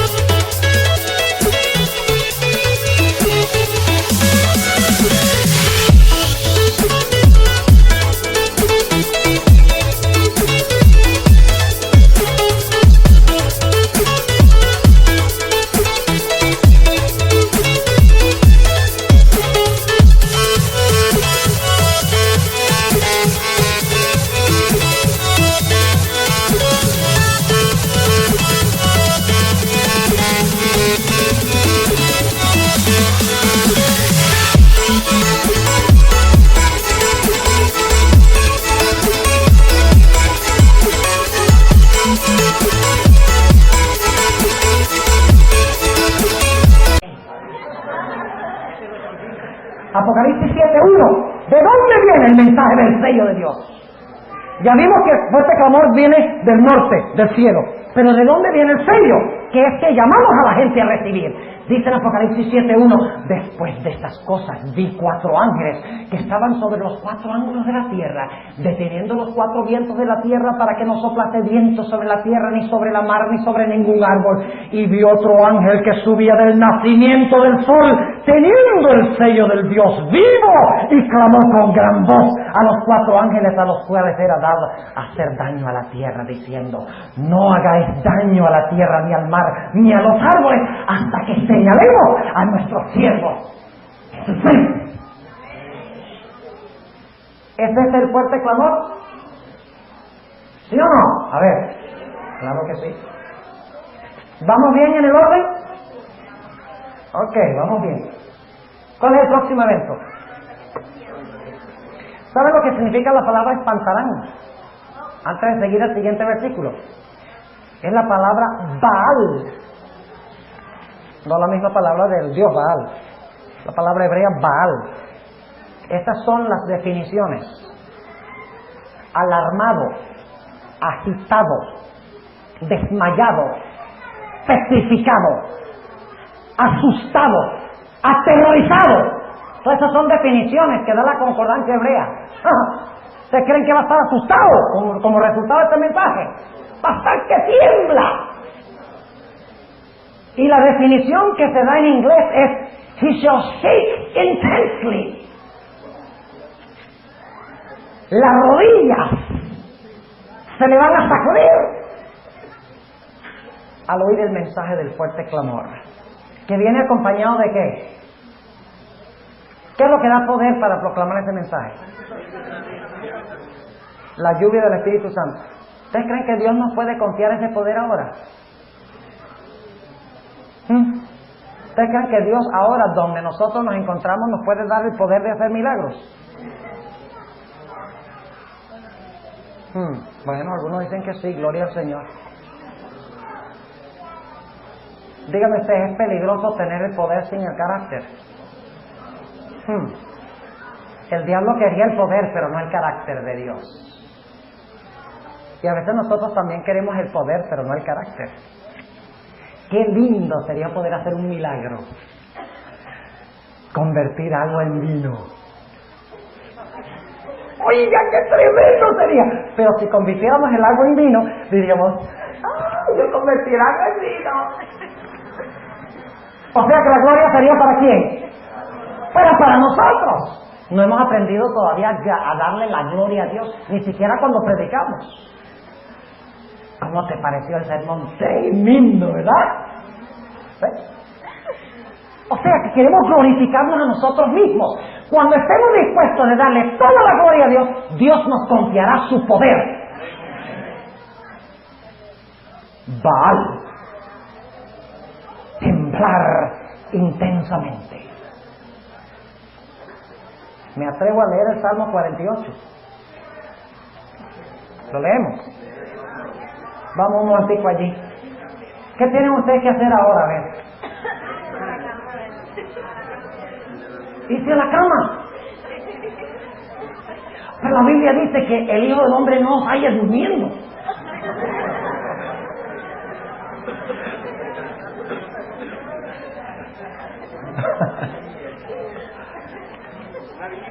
Salmo 48, una vigilia. Amén. No vamos a seguir hasta las 12. Es demasiado largo. No vamos a seguir hasta las 12. Solo hasta las 11:30. Salmo 48.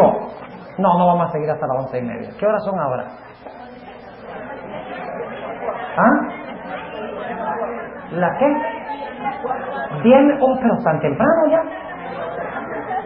Salmo 48. Empezando en el versículo 1. ¿Media hora falta en el cassette? Bueno, no nos vayamos más allá media hora entonces, pues están muy caros los cassettes. Salmo 48, 1. Grande es Jehová y digno de ser en gran manera alabado en la ciudad de nuestro Dios, en el monte de su santuario. Hermosa provincia, el gozo de toda la tierra, es el monte de Sión a los lados del Aquilón, la ciudad del gran rey. Y ahora escuchen bien.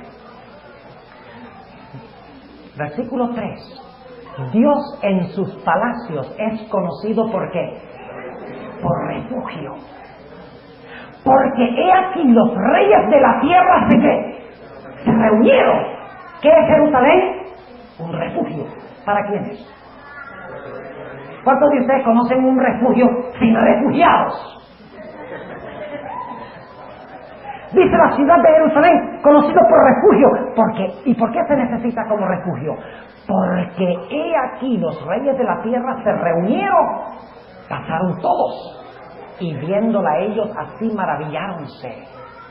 Se turbaron, ahí está la palabra, Baal, se turbaron, diéronse prisa, tomólos allí temblor, dolor como a mujer que pare. Con viento solano quiebras tú las naves de Tarsis. Y luego empieza a hablar de la destrucción de los impíos que vienen contra Jerusalén, que es la ciudad de refugio de Dios. Ahora volvamos a Daniel 11. ¿Cuál es el próximo punto? ¿Qué pasa cuando salgan nuevas del oriente y del norte? Que lo pondrán a temblar. ¿Qué va a hacer? La última parte del versículo 44. Y saldrá con grande ira. ¿Para qué? Para destruir y matar a muchos. ¿Qué les parece? ¿Vamos bien? Cuando el papado vea que hay un grupito en la iglesia en Jerusalén, un remanente que todavía cree en los mandamientos de Dios y enseña el sábado y proclama el fuerte clamor del cuarto ángel, ¿cómo se va a sentir el rey del norte? Furioso. ¿Y qué va a tratar de hacer? Va a tratar de destruir al pueblo de Dios. ¿Saben lo que significa la palabra destruir? Significa anatemizar, proscribir, aniquilar. Es una palabra hebrea supremamente fuerte que se usa en Esther, dicho sea de paso, cuando dice que Amán quería aniquilar a todos los judíos. La misma palabra Shamat, Esther 3, 6 y 13, Esther 4, 8 y Esther 8, 11. Y ahora, ¿a dónde se moverá entonces el rey del norte? ¿Para dónde? Ha conquistado todo menos que Jerusalén. ¿Y quiénes se encuentran en Jerusalén? Los que vivían allí, que fueron fieles. ¿Y quiénes más? Los que se unieron de afuera. Están todos encerraditos en Jerusalén, dando el fuerte clamor y llamando al mundo a ser sellado con el sello de Dios. ¿Y ahora dónde se mueve el rey del norte? Tiene la intención de matar a quienes? a los que están en Jerusalén. Y dice en el versículo 45, fíjense los movimientos. ¿Ha inundado todo el mundo, sí o no? ¿Qué es lo único que le falta inundar? Jerusalén. No puedo aguantarme el impulso de mencionar algo sobre lo que voy a hablar mañana. Ustedes leen en Isaías 8, 7 y 8 que dice que Sennacherib, el rey del norte, el rey de Asiria, invadió la Tierra Santa. Y dice que toda la Tierra Santa, todo el mundo estaba inundado con agua. Y dice que las aguas le habían llegado a los que estaban en Jerusalén hasta el cuello. Y las aguas los rodeaban y estaban a punto de ser ahogados. Así se describe la invasión de Sennacherib. Pero en su momento de supremo apuro, cuando parecen ser ahogados por las aguas, ¿y qué representan las aguas? Muchedumbres de perseguidores. Sale el ángel de Jehová. Y por la mañana amanecen muertos. Todas las aguas amanecieron secas. Los 185,000 soldados de Sennacherib muertecitos. Esa es la imagen que se está usando aquí. La invasión del mundo por parte del rey del norte. Y ahora noten el versículo 45. Y plantará las tiendas de su palacio. Esto está hablando de la costumbre de los monarcas de la antigüedad, que tenían carpas portátiles. Ellos tenían su palacio estable, pero cuando iban en una campaña militar, tenían carpas reales, a donde ellos tenían todas las comodidades, tenían agua y comida y todo, mientras los soldados iban a pelear. Esas son las tiendas de su palacio, del rey del norte. Dice, y plantará las tiendas de su palacio.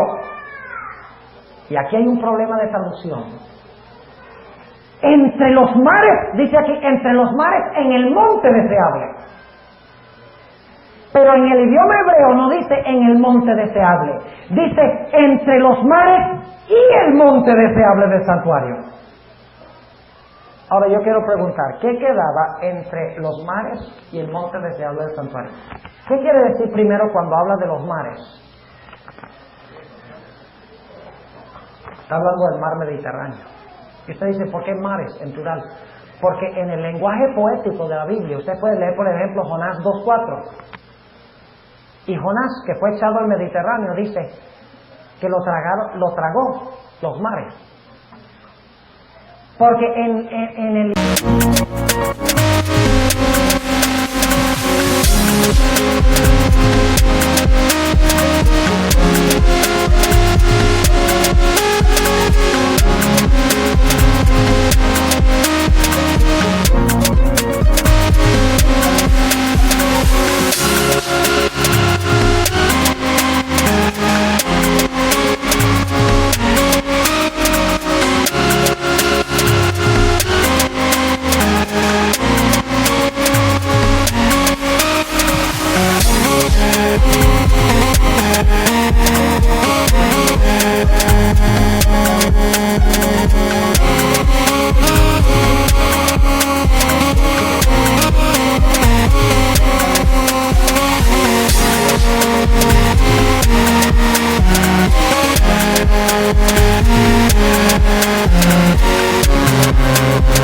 idioma bíblico, los ríos grandes le llamaban mares, o le llamaban mar, y a un mar grande le decían mares, en plural.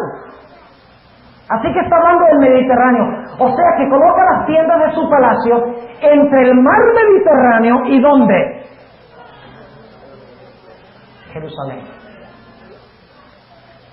Ahora, aquí ustedes no pueden verlo en este mapa, pero ¿qué famoso valle quedaba entre Jerusalén y el mar Mediterráneo? El valle de Megido. ¿Por qué es importante el valle de Megido?